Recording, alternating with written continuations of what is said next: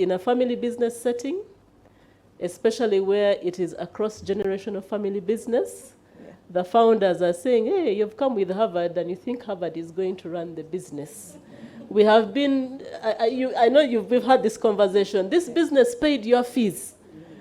Who are you to now tell me that I should put a board on top of us, who are the owners and founders of this business, to tell us how to run our business? Mm-hmm. So if you can share your story, but also maybe other stories you've had within the community, what are those hurdles you have to overcome to actually put these corporate governance structures in place? Mm-hmm. Because they are not easy hurdles to overcome.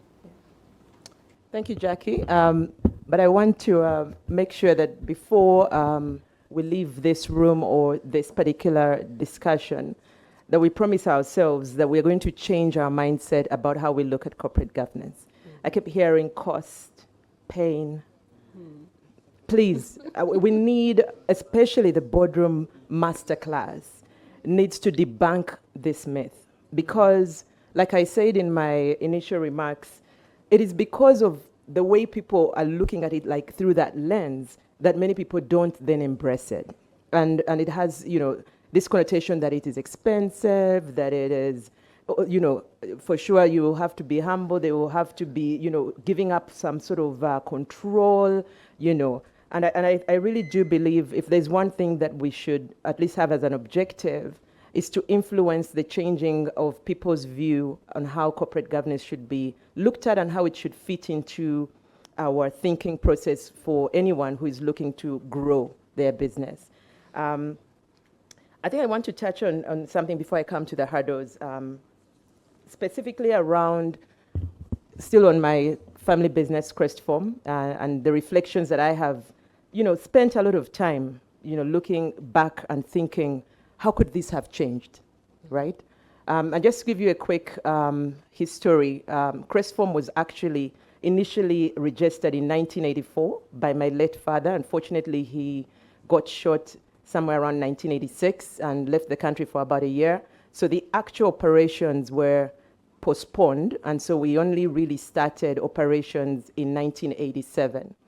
And we're grateful that my dad lived long enough to at least, champion this venture that he had started, and he did that for about 4.5 years, and then he passed on from those complications from the gunshots. So for most people who know Crest Form, the actual Crest Form is really my mother and the team that my dad left behind at that time. They're the ones that, grew the company to the brand that most people are familiar with. Some of us have just recently started to try to add some value, so we can't take too much credit.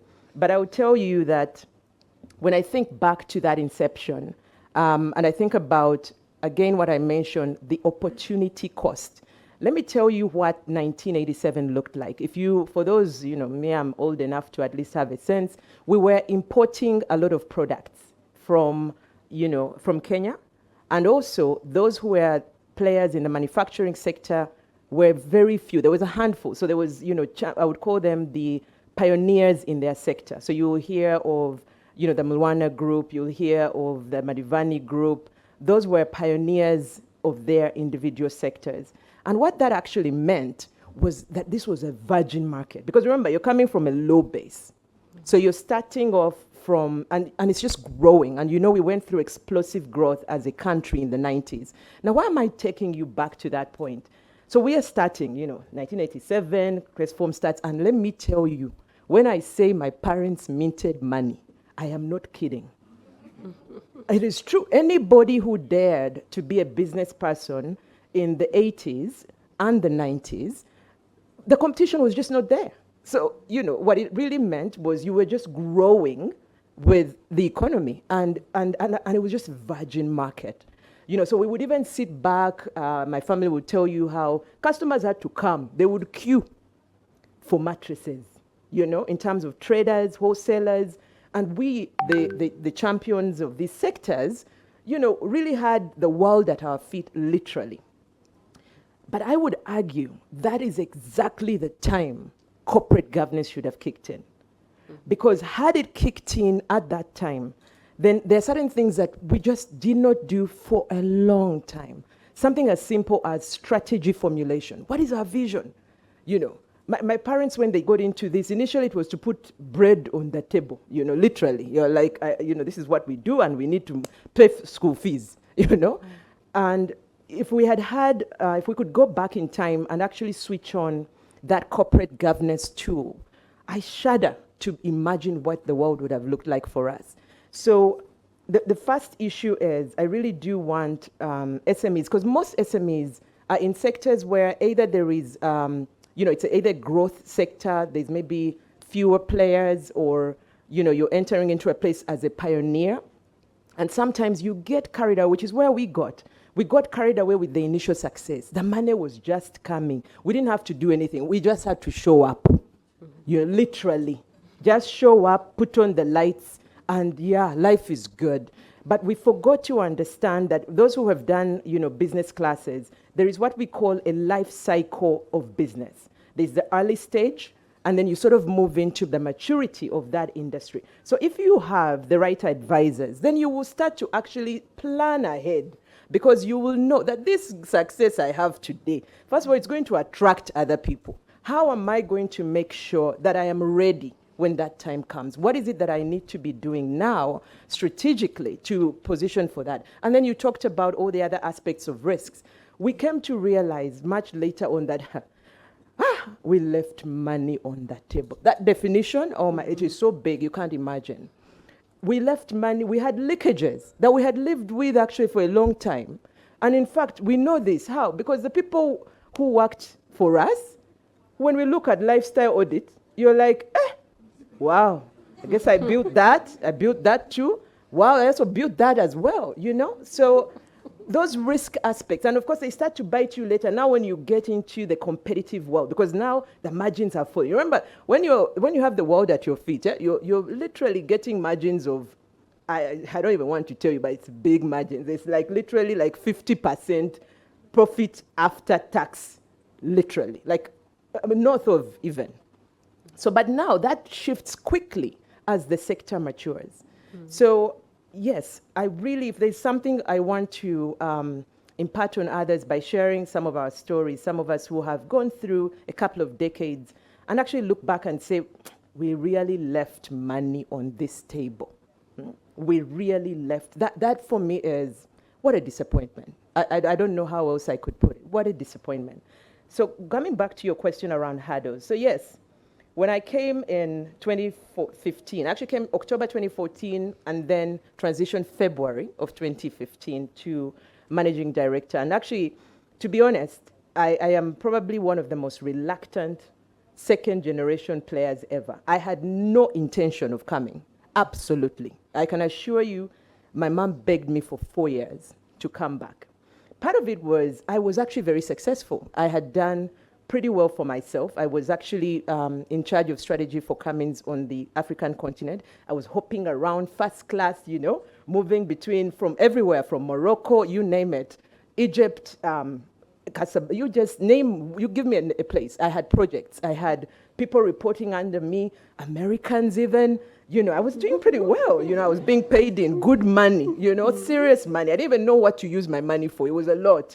So when my mom told me to come back to Uganda, I remember thinking, for what purpose? I don't understand. Because where I was going, as far as I was concerned, was actually fabulous. And I considered myself, global talent, and I had actually secured opportunities to work in the US and South Africa. And why should I come home? But I came home because actually, for those who don't know, my mom is a cancer survivor, and she was widowed when she was 41, and she really raised us for a big chunk of our formative years. And I was just guilty. I just thought, this poor woman, she needs support, honestly. So my plan was to come for 4 years. That was it. 4 years and I'm out of here.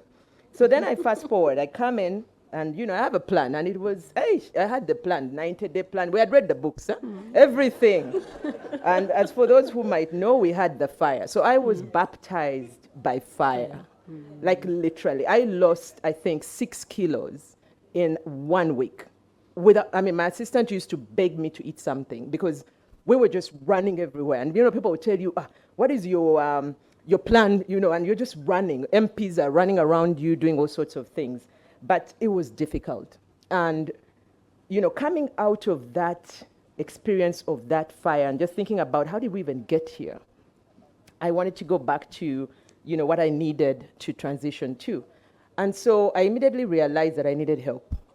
I realized that this job is bigger than I thought, right? Because there were things coming at me that I had not planned for and I could not actually envision. So we had a board, and actually we had borrowed some facilities from Stanbic, small facilities, but we had borrowed some. And as most credit applications go, they will ask you, okay, what's your corporate governance structure? You put there, we also have a board. So I have this, and they are independent also, they are there. But we were not meeting. There were no board meetings, huh? Never, not even one. Yeah. And at that point, we had been around, this is what, 2015, over 20 years. You understand? So then I decided, no, this had to change. But part of it was, initially it was on a selfish side, because I came in and I realized my team was not going to work well going forward. They had done a fantastic job to get us to where we were, but there were some changes that needed to happen. So the first hurdle for me was how to get my mother on board as as someone who had really been a significant co-founder. And the first thing I did was to look at the board that we had. Fortunately, we did have someone there that is of high regard. He is the late Fabian Tivaita, and those of you who don't know, he used to head East African Development Bank, but was a dear friend of my late dad. And really, we also consider that he did this work pro bono, because I don't think we could ever have paid him for what he did for us. But what I would say is that for those of us who are second generation, the first hurdle is building credibility with that first generation, so that whatever it is that you're putting on the table can be taken seriously, because they're stuck, they're literally stuck in this place that you're a child. The common phrase between my mom and I is that you like to spend, and I'm always like, Mom, she's like, you just like to spend, and part of it is she's like, you don't even understand how to make money. That's the underlying piece. Yeah? She's not saying, but that's what she's saying. And so what I did was I quickly recognized that the late Tivaita would be a person of influence and someone who my mother really held in the highest of regard. So that was one of the strategic things that I did, was find people who you can basically lean on their credibility. And so I leaned on his credibility as somebody who was seasoned, somebody who understood this corridor much better than I did. As you mentioned, coming from those outside countries, people think, what do you know about Uganda? And it really worked very well. So that was the first hurdle. But I would say that the other hurdle is, yes, okay, now you've started meeting. I think Daniel mentioned around humility because you're bringing things. So most of us, family-run businesses, we look at the board as though it's a place that you go to inform, not a place that you consult, not a place that, or a set of people that you actually include in your decision-making process. So one of the hurdles now was also to empower the board, because there's first getting the board and now it is there. But now, can it actually be empowered to do its job? And I think that one is a harder muscle, and I will pause it there for a minute. But I would say that the biggest message is, a good starting point, especially for those of us who are probably champions of change in our organizations, is to understand, look at yourself, understand where you sit in respect to your audience. In my case, I understood very quickly that I didn't have the credibility with my mom for what I was pushing, and therefore I needed to lean on credibility of those that she held in high esteem, and that is exactly what I did, and it worked out pretty well. Thank you.